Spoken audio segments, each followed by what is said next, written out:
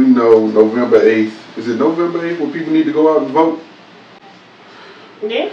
So early voting in D.C. kicked off today, as they say. Right? So you're going to get your early voting ballots, and you need to go to the poll. I normally don't vote locally, but I'm going to make sure I do it this year. Because the incumbent Muriel Bowser versus Red Grant and whoever else is on the field,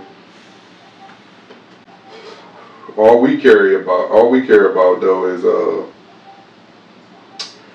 Muriel Bowser versus Red Grant, right, babe?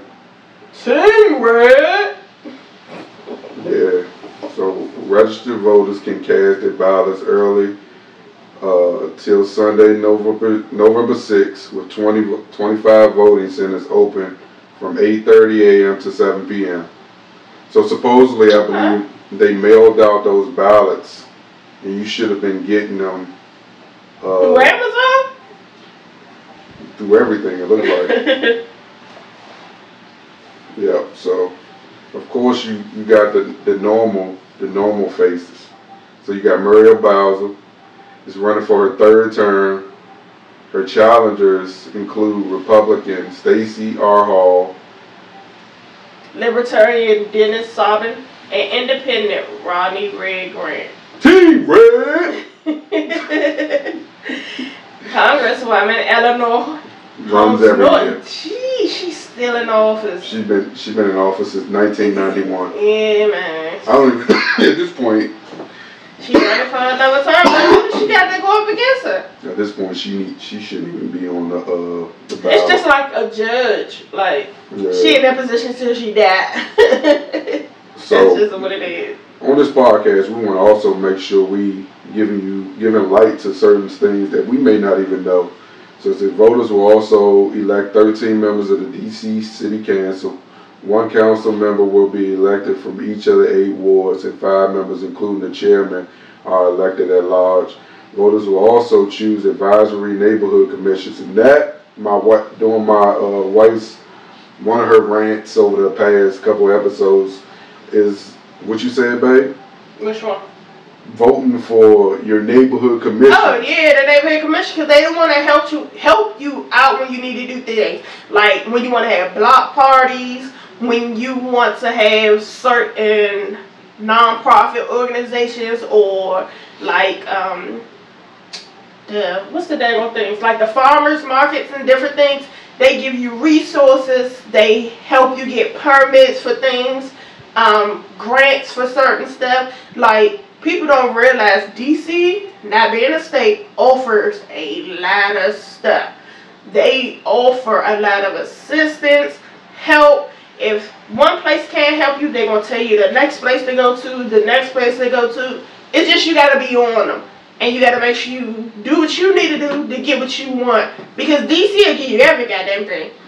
Like, everything. If you sign up for it and you go, submit it on time, get your receipt, follow up, there's no reason for you not to get it. Like, there's so many things you can apply for.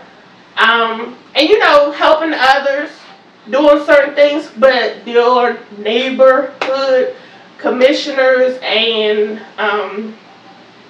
chairmen and stuff are the people you really need to be talking to, voting for. Like, them speed bumps in your neighborhood, they not random. They not random. And it's not just something the district want to do. It's the commissioners seeing that too many kids are being hit on this street, or too many cars are being bumped. You know, different things. That's how that stuff come about. Yeah, but also, man, we need to worry about things. Like, I'm not against speed cameras. I think the speed cameras are important.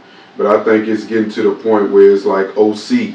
Like, you shouldn't go in every single neighborhood and run into a speed camera. And they're not doing a great enough job just highlighting that cameras there. They're putting the cameras any and everywhere in the city, and you're racking up an unwanted bill. Especially the ones at the bottom of a hill. You know I'm coasting down this hill. Why you got a camera? Why would you put a speed camera on the hill? Make that make sense.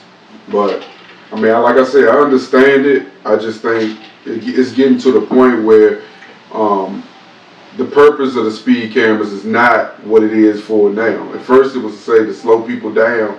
Now it's becoming it's fattening DC's pockets. Yeah, it's just becoming a bill. It's another way for the city to take money from their residents, and then it's difficult to really contest the daggone tickets now for some reason.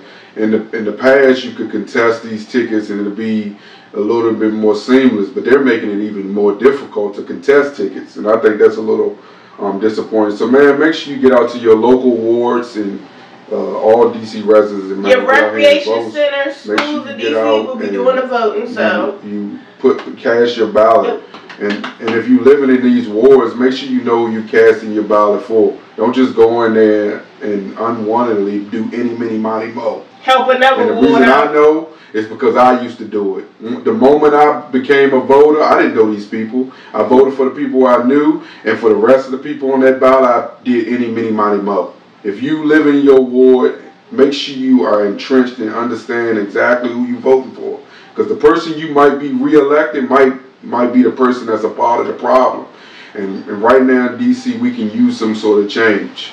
Because there's a lot of, the biggest thing I can see for right now is a lot of homelessness. People are struggling to get housing. And there's plenty of apartment buildings in the city, plenty of condominiums, and there's a lot of homeless people. That's abandoned. Yeah. It's a lot of rebuild a school and don't even use it. You gotta. It's not just speaking about the school. I'm talking about like all these new no, but I'm saying projects that they building up. Yeah, but you got a school that you can put cots and stuff in for the homeless. You get what I'm saying? You redid the school. You didn't open it. You just got the Eastern what's that, Eastern Market? Oh, you talking about the Hines? Yeah. Yeah. You rebuilt it and then don't even use it. And you can shelter these people. I think they was trying to get away from independent shelters and more luxury. I've never heard of a luxury homeless building, but yeah, like a rapid rehousing. So basically, like open doors where you can come in. Everyone has beds, everyone has showers and X, Y, and Z, and they can go for there. But man, make sure you voting for things that matter to you. Make sure you doing your part, man, because your vote does matter.